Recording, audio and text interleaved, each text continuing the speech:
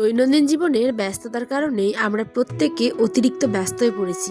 Mobile বলুন, কর্মক্ষেত্রে বলুন, সব জায়গাতেই, তাই না? এই করতে করতে আমরা নিজেদের কাছের মানুষদেরই নিজের পছন্দ মতো রান্না বলুন কিংবা একটু সময় দিতেই ভুলে যাই। সত্যি কথা, এটাই সত্যি। যাই হোক, আজ একটু আমি অন্যরকমের ব্লগ নিয়ে হাজির হয়েছি। দেখো, মানুষ মাত্রই কত রকম কত কিছু হতে পারে, তাই না? মানুষ হচ্ছে পাখির মতো, আজ এখানে তো কাল ওখানে। আজ ভীষণই মায়ের কথা মনে পড়ছিল। যখন এই সময়টা গতবার মায়ের কাছে ছিলাম, তখন মা কত কিছু রান্না করে খাইয়েছিল। মাংস, পোলাও, চিতই পিঠা, দুধ পিঠা, মানে ভাকা, কত কিছু। সত্যি। আর আজ দেখো জীবন কোথায় থেকে কোথায় নিয়ে চলে এসছে। কিন্তু কি করা যাবে, ওই তো আমরা মেয়ে, আর আমাদের মেয়েদের জীবনটাই কিন্তু এরমই, তাই না? কখনো ওখানে তো কখনো এখানে, পাখির মতো উড়ে বেড়াই। তো মায়ের কথা ভীষণ মনে পড়ছিল, আর মায়ের কাছের হাতে রান্নাগুলোও তো বড্ড মিস করছিলাম। তাই ভাবলাম চলো মিস না করে নিজেই বাড়িতে একটু কিছু ট্রাই করি। হ্যালো বন্ধুরা, welcome to my new blog video. তোমরা কেমন আছো? সকলে আশা করছি অনেক ভালো আছো, অনেক সুস্থ আছো।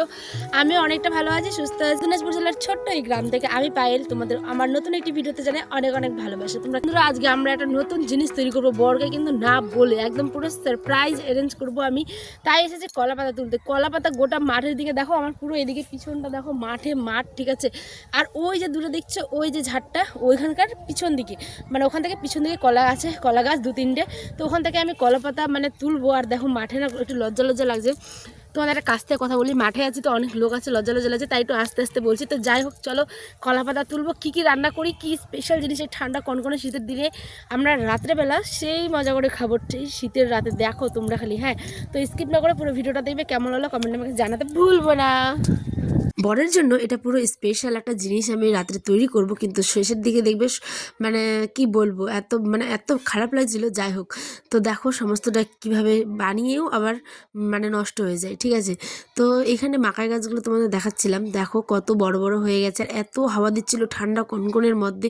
আমি মাঠে গেছিলাম কিছু শ্যুট করতে, শর্ট ভিডিও, লং ভিডিও, সমস্তটাই। তাই ভাবলাম চলো একটু গাছগুলোকেও দেখিয়ে দিই। দেখেছো কি সুন্দর সুন্দর ছোট ছোট গাছগুলো হয়ে গেছে। আর এই খেতে না আমাদের এখন হবে হচ্ছে চিলটা শাক, মানে বেতুর শাক, ঠিক আছে। বতুয়া শাকও বলে অনেকে। তো যাই হোক, চিলটা শাক হবে, আমাদের গ্রামের দিকে চিলটা শাকই বলে, তাই বললাম। তো চিলটা শাক হবে। এদিকে মামি শাশুড়ি কি বলে দেখো।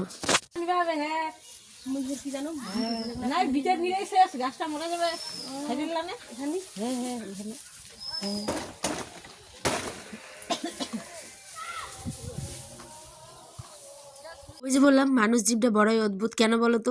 মানুষ সবসময় চকচক জিনিস খোঁজে সব ক্ষেত্রেই, ঠিক আছে। তো আমারও এই গাছটা দেখেই প্রথমে চকচক যে পাতাটা, সেটার দিকেই মানে চোখ পড়েছিল। তো ওই পাতাটা কাটলে নাকি পুরো গাছটাই মারা যাবে। তো আমি তো সেটা কখনো মানে হতে দিতে পারি না, সেই কারণে সাইডের পাতাটা মামি তুলতে বললো, তাই ওটাকেই তুললাম। এসে নিয়ে একটু আতপ চাল বসিয়ে দিচ্ছি, মানে বসিয়ে দিচ্ছি বলতে ভিজাতে দিব, তার আগে একটু ঝেড়ে নিলাম। দেখো মুখটা আমার কত গম্ভীর ভারী, একটা চাপার টেনশনে আছি আমি মনে মনে। তোমাদের সাথে আমি কি বলবো, একটু কাজটা হোক তারপরে শেয়ার করবো, এটা প্লিজ একটু সিক্রেট থাক, হ্যাঁ। তো চলো, সমস্ত কথা তো আর সোশ্যাল মিডিয়াতে মানে চাইলেও বলতে পারবো না, এটা হচ্ছে ব্যাপার। তো এটা কি চিন্তা করছিলাম, আর এদিকে আমি মানে চালটাকে একটু ধান টান এটা সেটা থাকে, তাই একটু দেখে নিচ্ছিলাম। এবার এদিকে যাচ্ছি আমি একটু খড় আনতে, যেহেতু জ্বালানি বলতে এই যে খড়গুলোই, মানে বিচালি আমরা বলি, পোয়াল। তো ওইগুলোকেই আনতে যাচ্ছিলাম, ওইটা দিয়েই রান্না করব। তো দেখো আমি খড়গুলো ভর্তি করে নিই। আর আজকে মায়ের কথা ভীষণ মনে পড়ছিল, জানো। সত্যি বলতে তোমাদেরও কি এরম হয়, যখন বাড়িতে কিছু ভালো মন্দ রান্না করি তখন মনে হয় যে ইস, কাছাকাছি থাকলে মানে চট করে গিয়ে দিয়ে আসতে পারতাম, বা ওরা যেটা ভালো মন্দ করবে আমাকেও দিয়ে আসতে পারতো, এরম একটা ব্যাপার। তো আমরা যেহেতু অনেকটা দূরে, তো সেই কারণে আমি আর যেতেও পারি না, তো নিতেও পারি না, এইরকম হচ্ছে গিয়ে ব্যাপারটা, জানো। তো তোমাদের কার কার এরম মনে হয়, যারা যারা দূরে, বাবার বাড়ি বা শ্বশুর বাড়ির দূরে, তোমাদেরও এই ফিলিংটা আসে, তাই না বলো? আমি ফিল করতে পারি, আমরা মেয়েরা একই রকম, তাই না? যেখানেই দূরে থাকি না কেন, বাবা মার কথা কিন্তু মনে পড়বেই।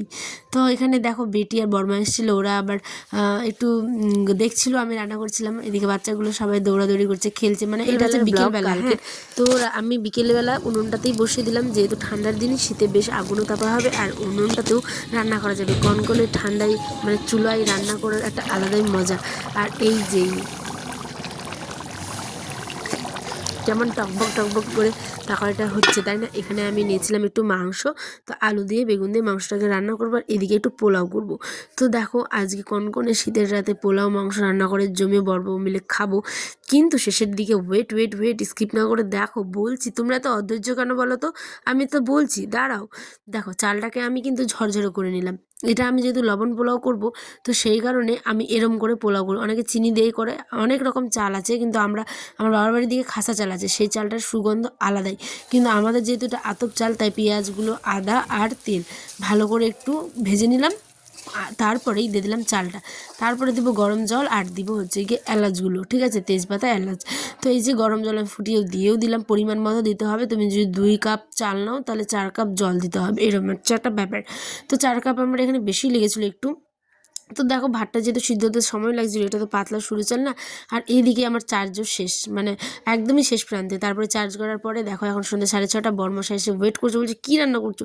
ওই পুরো অবাক হয়ে গেছে, ঠিক আছে, কারণ আমি বলেই নি যে মাংস পোলাও রান্না করছিলাম। তো এই যে মাংস পোলাও রান্না কমপ্লিট। মাংসটা কেমন হয়েছে গো, দেখতে সেই লাগবে খেতে, কিন্তু সত্যি আমি তো খেয়ে নিয়েছি, আজকে ভয়েস ওভার দিচ্ছি এখন। এদিকে পোলাও আমার কমপ্লিট, এদিকে কলা পাতায় আজকে খাবো, সেই ধোয়া উঠছে, দেখেছো পুরো গরম গরম। কিন্তু শেষের দিকে ওই যে বললাম সব বেকার হয়ে গেল বন্ধুরা, কারণ কি একটু নুনটা কম হয়েছিল। হ্যাঁ, তোমাদের সাথে একটু মজা করলাম, যাই হোক নুনটা কম হয়েছিল। তো আমার বড় মশাইয়ের আবার কোনো অসুবিধা নেই, সে কাঁচা লবণই খায়, আমাদের যেহেতু প্রেশার লো। তো দেখো এই যে নুন দিয়ে দিয়েছি একটা এসে। আর এইদিকে দেখো পোলাও, এটা হচ্ছে নুন পোলাও কিন্তু সাদা টাইপের, হ্যাঁ। আর লাল পোলাও হলে চিনি দিতে হতো, বুঝেছো?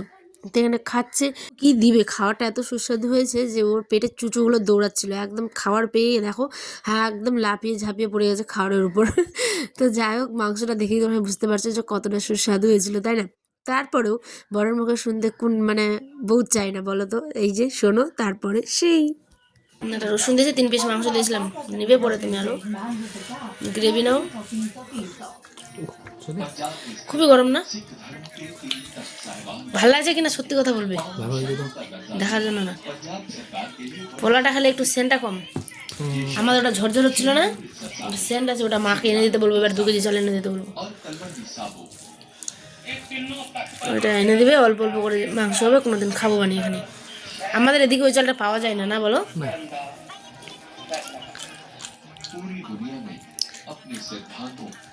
সিদ্ধ হয়েছে?